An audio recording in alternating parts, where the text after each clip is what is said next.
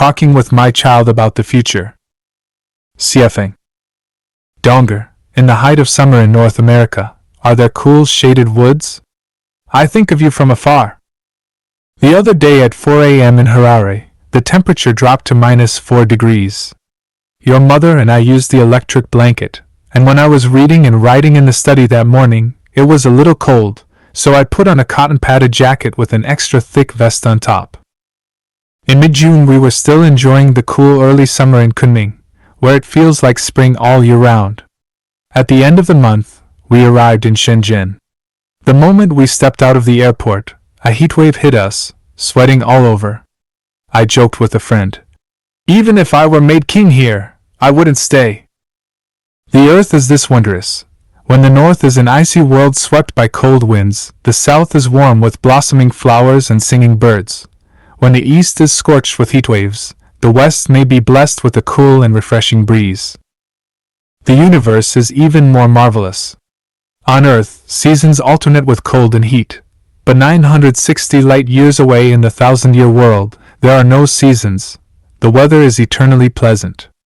At 3,480 light-years away, the 10,000-year world is endlessly colorful and fascinating, and on the celestial island continent, whatever you think of appears, whatever you want is there. If one stays in a single place too long, one cannot know how wonderful the outside world is. If one always thinks in only one way, it is hard to realize that there are higher mountains beyond mountains, and skies beyond skies. Therefore, I want to talk with you about the future. Child, do you still remember that years ago I told you? Your father is now one of the wisest people in the world. You should know clearly that I have always spoken honestly. Though I occasionally tell a falsehood, whether in daily life or in the more than 2 million words of the Lifechanyuan corpus, only about 5% are falsehoods. 95% is plain truth. Do you still recall the situation at Pinjuambo, and the conditions in Harare, and our shop in Harare? These real situations did not just happen by chance in our family life, they were the result of my long premeditation. Your going to study in America was also the result of our long premeditation. If you don't believe the former, then think about the process of how we prepared for your going to school in America. When you were in junior high, I asked you to imagine studying at an American university, and I too imagined you studying there. Facts have proven that everything I imagine eventually becomes reality. I call this principle visualized thinking, and I have written about it in the Lifechanyuan corpus. It is a mystery and a law. The future of life is not mainly something we do, but something we imagine. Lifechanyuan has placed the future of the Chanyuan celestials at the super-celestial level, in the celestial island continent. This is the mystery, and it is something I have verified. There are countless paths in life, but one must determine which to walk. Only after we decide can the entire universe align with our wish. The 3 realms are but mind, all laws are but consciousness.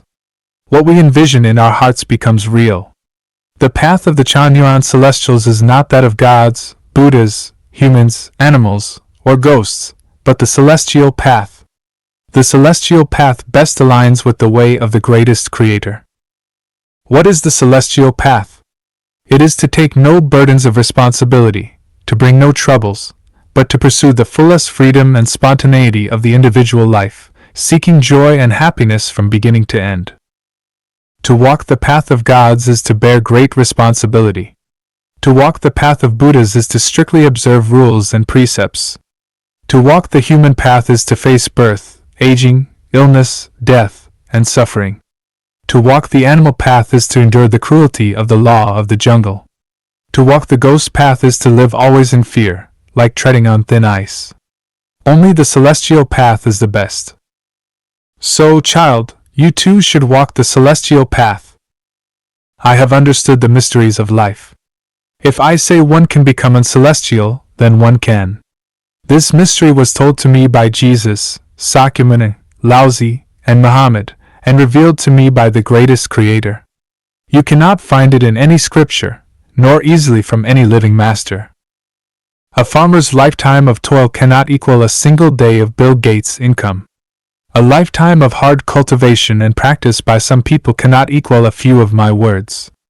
Even if one memorizes the Bible, Buddhist sutras, Quran, or Tao Te Ching backwards and forwards, even if one takes to heart the words of Seth, Oren, Osho, Bhagwan, or Tibetan lamas, even if one masters books like Conversations with God, Farewell to the Saha World, The Law of One, or A Course in Miracles, it is still not as direct, practical, and profound as the mysteries of life that I have understood.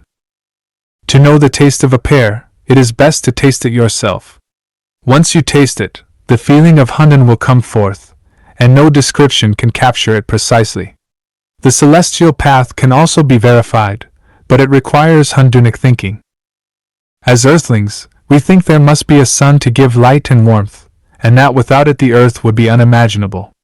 But in the 1,000-year world there is no sun, and it is more beautiful and suitable for life than the earth. In the 10,000-year world, 16 suns move in harmony. The celestial island continent is even more wondrous, filled with endless beauty. Returning to what I said at the beginning, right now where you are it is the blazing heat of midsummer. In Kunming the breeze is cool and the shade refreshing. In Harare it is chilly in the mornings and evenings, so I wear autumn clothes by day. What does this show? It shows that on earth there are better places to live, and people should move toward them. Likewise, in the universe there are places better than earth, and we should move toward those more beautiful realms. Of course, everyone hopes to go to a better place. But how? In fact, it is not difficult at all. Was it hard for us to come to Harare? Was it hard for you to study in America? Not at all, right? Everything unfolded naturally. Last year I spent half a year by the seaside, later a few months in Kunming, and now I am back in Harare. None of this was hard. Is it hard to go to the 1,000-year world, 10,000-year world, or the celestial island continent? Not at all. The difficulty lies only in transforming consciousness. Child, as your father, I have the duty and obligation to teach you. Once I have fulfilled my responsibility, my heart is clear. Whether you listen or not is your business. What path you walk depends entirely on your own wish. If I said nothing, I would be negligent. Now that I have said it, my debt is paid. When the time comes, I can leave without regret. The right faith is harmonious and embraces Hunan. Law has no fixed law. The law of no law is the true law. If there is great conflict within, it shows we have gone to extremes. Flexibility. Flexibility. Only what lives is truly alive. Only what lives has spirit. If one clings stubbornly to anything, even faith, it means one is not flexible. Too rigid, and there is no spirit. In short, walk the celestial path and become a super-celestial. That is my hope for your future in life and being. I wish you joy and happiness every day. Father. Harare, June 26, 2007.